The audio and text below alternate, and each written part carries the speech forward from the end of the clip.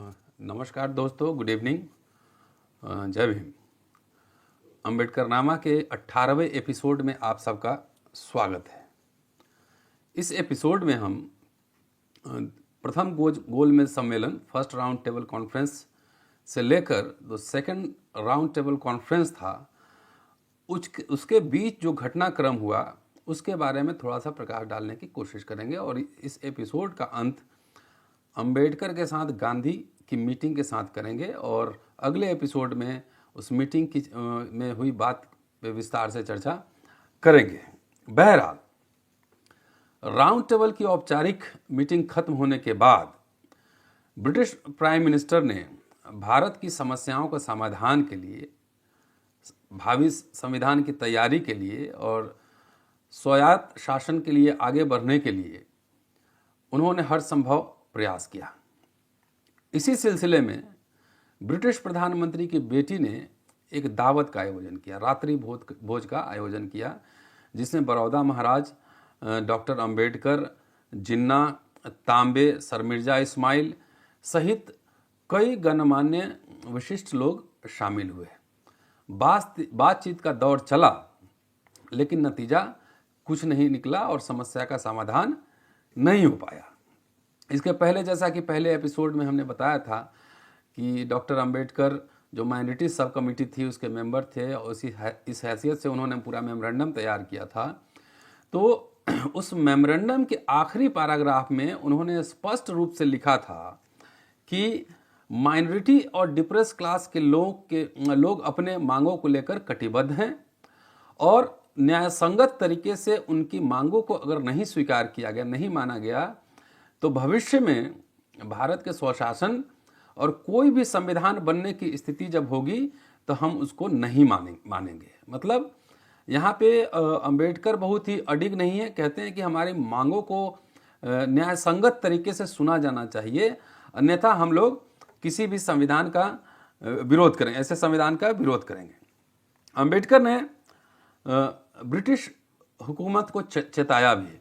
उन्होंने कहा कि यदि आप मताधिकार को सीमित करेंगे, उस पर कोई कंडीशन लगाएंगे कि चाहे ज़मीन का, चाहे प्रॉपर्टी का, किसी भी तरह का कंडीशन, तो एक तरीके से ये अस्पृश्यों के साथ धोखा होगा और आप हमें उन्हीं के हवाले छोड़ देंगे जिनकी दिलचस्पी हमारे किसी भी कल्याण में नहीं है, अर्थात जो लोग हमें दबाते हैं उसी के भरोसे, उसी के हवाले हमें छोड़ देंगे। तो यहाँ इंपॉर्टेंट बात जो मार्क करने की है कि डॉक्टर अंबेडकर के लिए जो एडल्ट फ्रेंचाइजीज है, यूनिवर्सल फ्रेंचाइजीज, वो बहुत महत्वपूर्ण है। बार बार इस बात पे जोर देते हैं कि मताधिकार वयस्क होना चाहिए, उसमें कोई कंडीशन नहीं लगाया जाना चाहिए।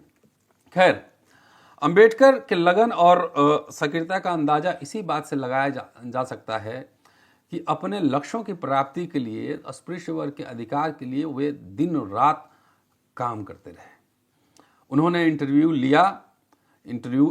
दिया, सूचना सप्लाई किया, यहाँ तक कि अस्पृश्यों की समस्याओं से दुनिया को अवगत कराने के लिए जो ब्रिटिश पार्लियामेंट है उसके कुछ सांसदों की सभाओं को संबोधित भी किया। यहाँ दिलचस्प है कि आप देखेंगे कि इंग्लैंड में डॉक्टर अंबेडकर 1930-31 की बात मैं कर रहा हूँ, इसलिए क्रोनोलॉजी को ध्यान में रखना बहुत ज़रूरी है। कि दिलचस्प है कि इंग्लैंड में रहते वक्त इस समय अंबेडकर कोई भी ऐसा अपॉर्चुनिटी था उसको गंवाना नहीं चाहते थे। उन्होंने हर अपॉर्चुनिटी का, हर अवसर का उपयोग किया अपने एजेंडा को आगे बढ़ाने के लिए, अस्पृश्यों को अधिकार दिलाने के लिए। मसलन उन्होंने विदेशी पत्र पत्रिकाओं में लेख लिखे, उन्होंने ज्ञापन दिया, प्रेस रिलीज दिया, लंदन में कई सभाओं को संबोधित किया और इन सब का एक ही उद्देश्य था कि अस्पृश्यों की असहाय और अमानवीय स्थिति से दुनिया को, बौद्धिक जगत को, विश्व पटल को अवगत कराना। इसलिए उन्होंने आह्वान किया कि मानवीयता के आधार पर इस समस्या का समाधान करना विश्व के बौद्धिक जमात की नैतिक जिम्मेदारी है। इस पे उन्होंने पूरे वर्ल्ड फोरम को अपील किया। ये इंपॉर्टेंट है। यहाँ पे अंबेडकर के इस अथक और भगीरथ प्रयास का परिणाम यह हुआ कि विश्व पटल पर, विश्व जमात में, बौद्धिक जमात में को ये पहली बार पता चला कि भारत के अस्पृश्यों की स्थिति अमेरिका के निग्रो से भी बदतर है, खराब है। इसलिए अंबेडकर की अपील पर ब्रिटेन के कुछ नेताओं और कुछ सांसदों का एक डेलीगेशन तैयार हुआ, जिन्होंने ब्रिटिश हुकूमत से अस्पृश्यों की इस स्थिति की जांच के लिए और उसका समाधान करने के लिए आग्रह किया, निवेदन किया। ये पूरे प्रोसीडिंग में जब आप देखेंगे घटनाक्रम में, तो एक दो तीन बात और स्पष्ट झलकती है। एक तो अंबेडकर का डेप्थ नॉलेज, गहन अध्ययन, हार्ड वर्क और intellectual capacity, oratory, skilled oration, भाषण की दक्षता, कुशलता, तो इन सब मिलाकर अंबेडकर की सारी चारित्रिक विशेषताओं को मिला दे तो उनका जो भाषण हुआ और जिस तरीके से वो आर्गुमेंट प्लेस कर रहे थे दुनिया के सामने, इसका उस अधिवेशन के अंदर और उसके बाहर और जो ब्रिटिश स्टेट्समैन थे उन पे बहुत ही सकारात्मक प्रभाव पड़ा और विभिन्न सर्किल्स में, इंटेलेक्चुअल सर्किल्स में इसकी चर्चा हुई। लेकिन याद रखिएगा कि मोहब्बत और नफरत साथ साथ चल रहा था। कुछ ऐसे भी मीडिया घराने थे, लोग थे जो अंबेडकर के इस प्रयास से खुश नहीं थे। बहरहाल विभिन्न उप समितियों की रिपोर्ट्स की रिकॉर्डिंग के बाद 19 जनवरी 1931 को प्रथम गोलमेज सम्मेलन को स्थगित कर दिया गया। इसके बाद ब्रिटिश संसद में, ब्रिटेन की संसद में इस समस्या पे बहस शुरू हुई। इस डिबेट के दौरान एक व्यक्ति ने, जिसने बहुत ही निर्भीकता और निडरता के साथ भारत के अस्पृश्यों की आवाज उठाई, उनका नाम था इसाक फूट। उन्होंने कहा कि यदि हमने अस्पृश्यों की समस्याओं का समाधान नहीं किया तो their blood will cry against us, कि अगर हमने नहीं उनका समाधान किया तो उनकी लहू हमारे खिलाफ आग बोलेंगी। संभव है, वो आगे कहते हैं कि संभव है कि अभी वे असुरक्षित हों, लेकिन ये दिन हमेशा एक जैसा नहीं रहेगा, भविष्य में वे मजबूत होंगे। यदि इस धरती पर कहीं न्याय है तो सदा के लिए वे पीड़ित नहीं रहेंगे। इसलिए अगले 20 वर्षों में भारत की प्रगति इसी बात पर निर्भर करेगी, इसी बात से तय होगी कि आपने अस्पृश्यों की समस्याओं के समाधान के लिए क्या किया, आपने क्या प्रयास किए। यह भाषण जो है इसाक फूट साहब का, अगर देखें तो यह अंबेडकर के लिए ट्रिब्यूट भी है, और ट्रिब्यूट के साथ साथ ये अंबेडकर की स्ट्रैटेजिक विक्ट्री है, एक तरह से रणनीतिक जीत है कि जो कि ब्रिटिश जो हाउस ऑफ कॉमन्स हैं वहाँ पे भी भारत के अस्पृश्यों की आवाज़ गूंज रही थी कि अब मामला सिर्फ हिंदू और मुसलमान के बीच कम्युनल समस्या नहीं था, उसमें एक तीसरा एंगल जुड़ गया था कि आपको अस्पृश्यों की भी, डिप्रेस क्लास की आवाज़ भी सुननी पड़ेगी। लंदन छोड़ने से पहले डॉक्टर अंबेडकर ने अपने सचिव शिव तारकर, इनकी चर्चा मैं पहले भी कर चुका हूँ, शिव तारकर को पत्र लिखकर अपना अनुभव साझा किया। उन्होंने लिखा, वो मैं पढ़ देता हूँ, कि यद्यपि सम्मेलन के परिणाम को लेकर मैं दुविधा में था, लेकिन मैं इस बात को लेकर आश्वस्त था कि इस सम्मेलन से भारत में स्वशासन की, सेल्फ गवर्नेंस की नींव पड़ेगी। तो इस दृष्टिकोण से यह सम्मेलन सफल रहा। लेकिन दूसरे दृष्टिकोण से देखने पर इसकी बुनियाद, इस सम्मेलन की बुनियाद तोप की बजाय रेत के अंबार पर खड़ा लगता है, रेत के अंबार पर है। तो एक पैराडॉक्स था, वो कंट्रडिक्शन था कुछ अस्पृश्यों को राइट्स को लेकर और एडल्ट फ्रेंचाइजीज को लेकर, ये सब, इसलिए वो द्वंद्व को हाईलाइट कर रहे हैं इस चिट्ठी में। हालांकि यह सम्मेलन ज्यादा प्रभावशाली नहीं था, लेकिन जहां तक अस्पृश्यों के अधिकारों का सवाल है, यह सम्मेलन अप्रत्याशित रूप से सफल भी हुआ, क्योंकि पहली बार अस्पृश्यों की आवाज लंदन से लेकर और दुनिया के तमाम पटल पे सुनी गई। इस दृष्टिकोण से यह सफल था। इस सम्मेलन की दो खास उपलब्धि रही फर्स्ट राउंड टेबल कॉन्फ्रेंस की। जो पहली खास उपलब्धि रही कि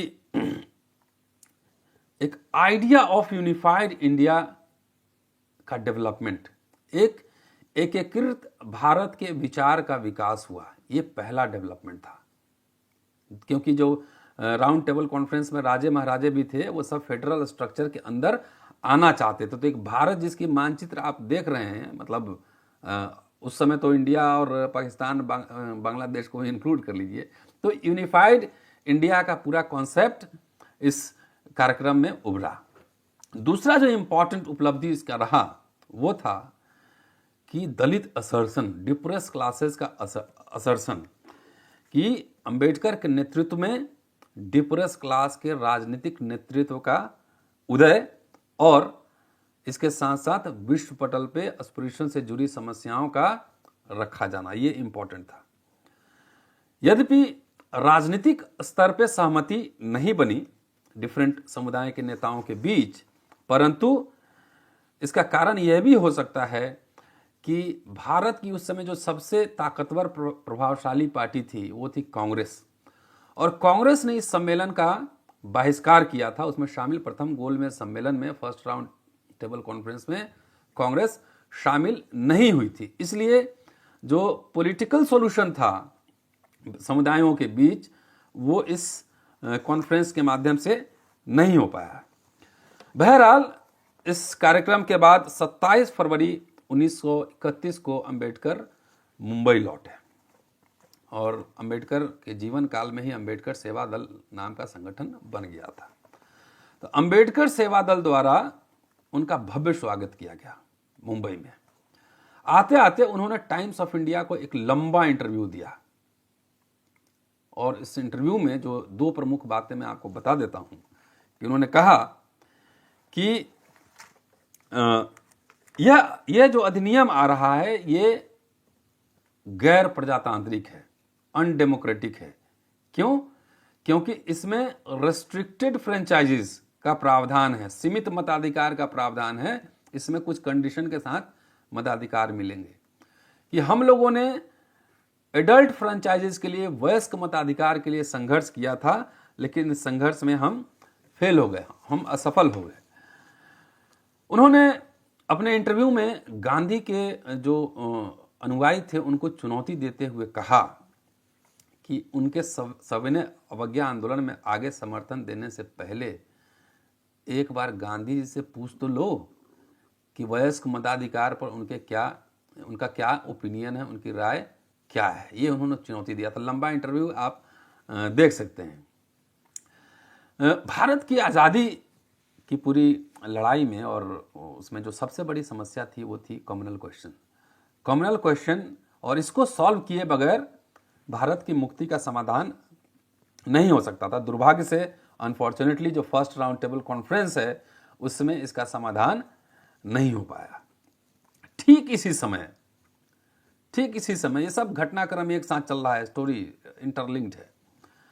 सेकेंड राउंड टेबल कॉन्फ्रेंस के डेलीगेट्स, प्रतिनिधियों की नाम की घोषणा हुई। आप पेज नंबर देखेंगे तो बहुत सारे लोगों को नाम मिलेगा। वॉल्यूम 17 पार्ट 1, उसके आप 95 ऑनवर्ड्स पेज देखेंगे तो उसमें आपको सारे डिटेल्स आपको मिलेंगे कि उसी समय घोषणा हुई कि सेकेंड राउंड टेबल कॉन्फ्रेंस में कौन कौन लोग जाएंगे।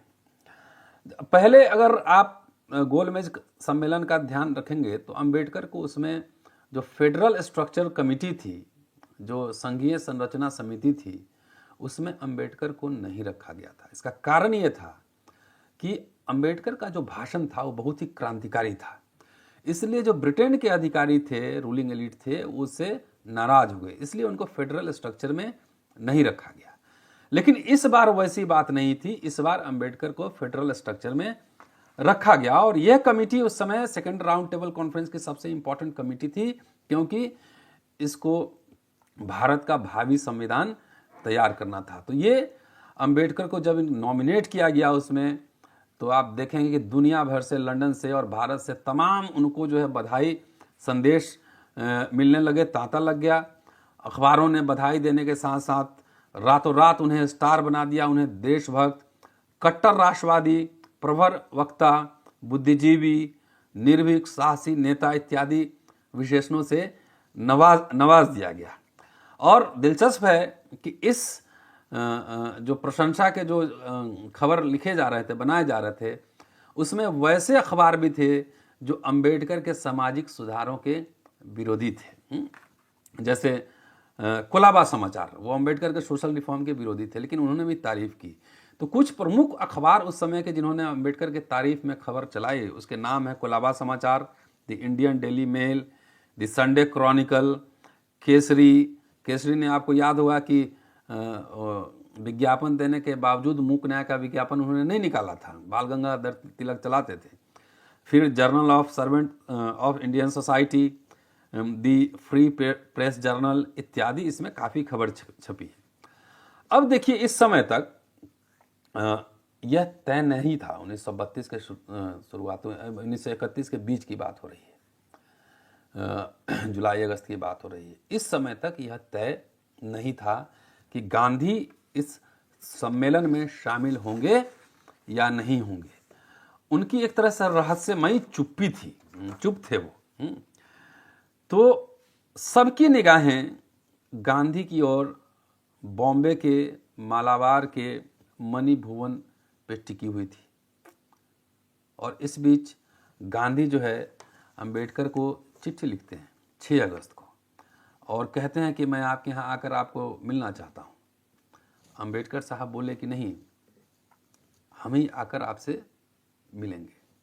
और अंबेडकर गांधी की मुलाकात 14 अगस्त को 1931 को होती है, और ये अंबेडकर गांधी की पहली मुलाकात थी। इस मुलाकात में क्या हुआ, क्या बात हुई, इसकी चर्चा करेंगे अगले एपिसोड में, उसका इंतजार कीजिए। और उसमें विस्तार से बताएंगे कि क्या क्या प्रश्न, वार्तालाप दोनों के बीच क्या हुआ अगले एपिसोड में। तो इसका इंतजार कीजिए, नेक्स्ट एपिसोड में आपको इसी पे चर्चा करेंगे। शुक्रिया साथियों, जय भीम। यदि आपको यह विमर्श अच्छा लग रहा है कि मैं मन की बात नहीं काम की बात कर रहा हूँ, तो कम से कम इस वीडियो को लाइक कीजिए, कमेंट कीजिए, शेयर कीजिए और ज़्यादा से ज़्यादा लोगों को पहुँचाइए। तभी जाकर जो हम लोग मेहनत कर रहे हैं उसका लाभ ज़्यादा से ज़्यादा लोगों तक पहुंच पाएगा। साथियों, मैं YouTube के अलावा फेसबुक पे भी हूँ, रतनलाल टाइप करेंगे वहाँ मिलेंगे। उसके अलावा मैं ट्विटर पे हूँ रतनलाल72, और इंस्टाग्राम पे भी हूँ dr.ratan.lal। तो वहाँ भी आपसे मुलाकात हो सकती है। ज़्यादा से ज़्यादा शेयर करना और बेल बटन दबाना ना भूलें। शुक्रिया साथियों, जय भीम। कल फिर मुलाकात होगी। शुक्रिया।